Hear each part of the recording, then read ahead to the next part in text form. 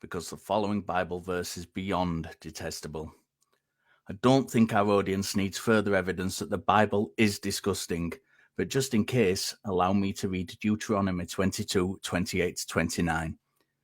If a man is caught in the act of a young woman who is not engaged, he must pay 50 pieces of silver to her father. Then he must marry the young woman because he violated her, and he will never be allowed to divorce her.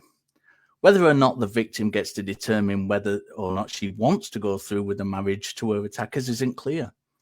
This should not be a negotiation between her attacker and her father.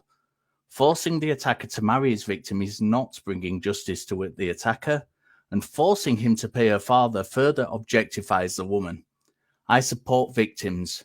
I condemn this book that many call the Word of God.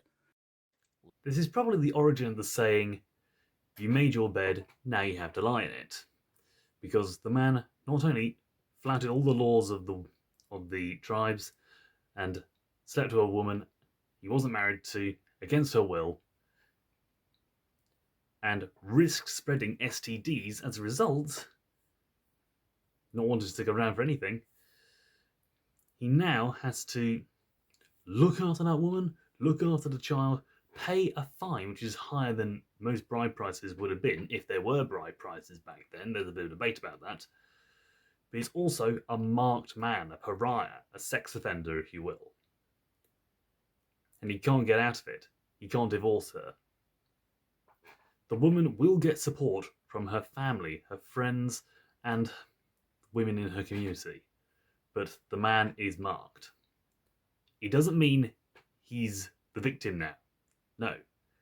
But when you bear in mind the alternatives could have been to kill him and leave the woman unable to marry because she could be harboring an STD for all we know,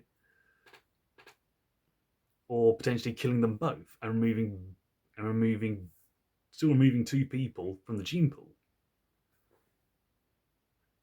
You can see this is the lesser of all the evils that are out there. STDs are insidious and can be passed through the population without anyone knowing.